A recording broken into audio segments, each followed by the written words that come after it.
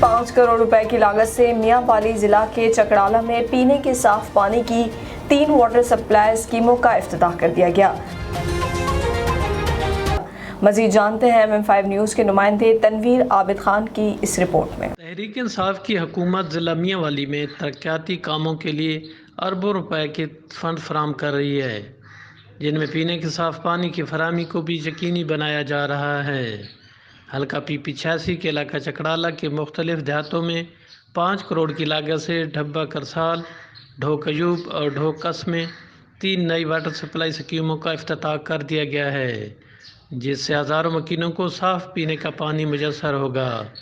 Water supply स्कीमों का इफ्तिताह हल्का के MP अमीनुल्लाह खान ने किया, जिनका वहां पहुंचने पर अवाम ने वालिहाना इस्तकबाल किया और पीने के साफ़ पानी की फराहमी पर खुशी का इजहार किया। इस मौका पर अमीनुल्लाह खान का कहना था कि वज़ीर आज़म इमरान खान के ज़िला में अरबों रुपए के तरक्याती काम जारी हैं और ज़िला के मुख्तलिफ इलाकों में पीने के साफ़ पानी की फराहमी तरजीह बुनियादों पर शामिल है,